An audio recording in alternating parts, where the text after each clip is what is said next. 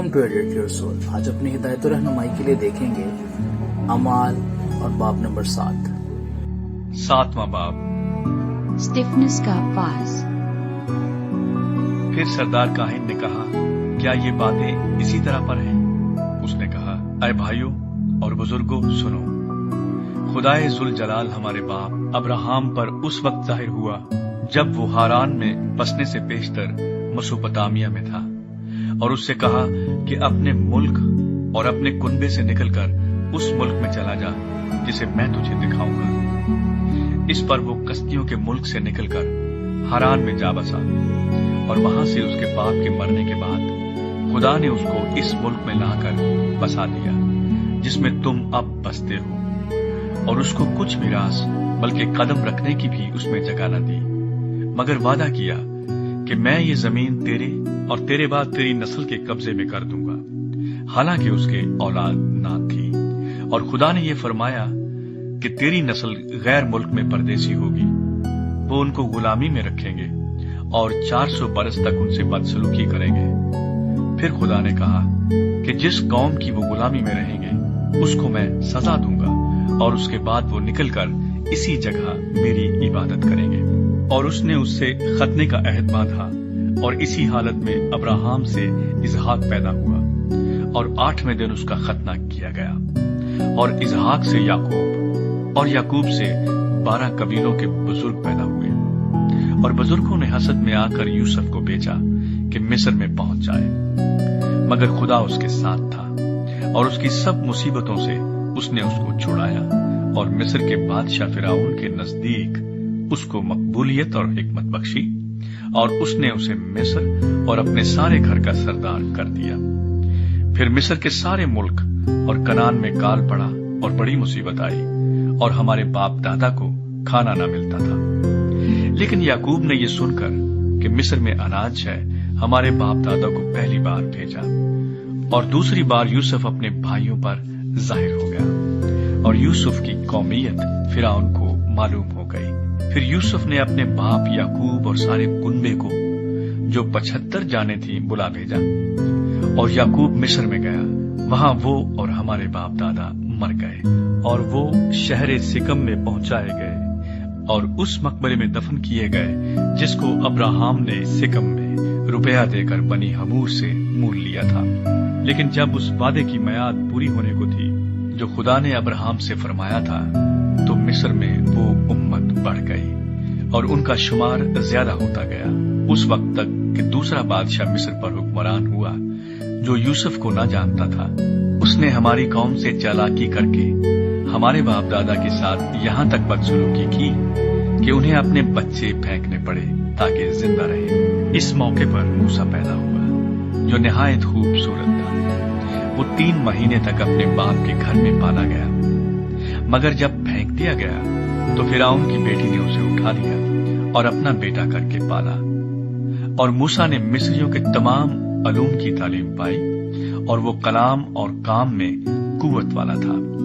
اور جب وہ قریباً 40 برس کا ہوا تو اس کے جی میں آیا کہ میں اپنے بھائیوں بنی اسرائیل کا حال دیکھوں۔ چنانچہ ان میں سے ایک کو ظلم اٹھاتے دیکھ کر اس کی حمایت کی، اور مصری کو مار کر مظلوم کا بدلہ لیا۔ اس نے تو خیال کیا کہ میرے بھائی سمجھ لیں گے کہ خدا میرے ہاتھوں انہیں چھٹکارا دے گا، مگر وہ نہ سمجھے۔ پھر دوسرے دن وہ ان میں سے 2 لڑتے ہوئوں کے پاس آ نکلا، اور یہ کہہ کر انہیں صلح کرنے کی ترغیب دی کہ اے جوانوں، تم تو بھائی بھائی ہو، کیوں ایک دوسرے پر ظلم کرتے ہو؟ لیکن جو اپنے پڑوسی پر ظلم کر رہا تھا اس نے یہ کہہ کر اسے ہٹا دیا کہ تجھے کس نے ہم پر حاکم اور قاضی مقرر کیا؟ کیا تو مجھے بھی قتل کرنا چاہتا ہے جس طرح کل اس مصری کو قتل کیا تھا؟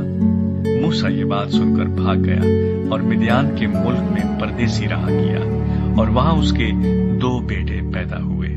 اور جب پورے 40 برس ہو گئے تو کوہ سینا کے بیابان میں جلتی ہوئی جھاڑی کے شعلے میں اس کو ایک فرشتہ دکھائی دیا۔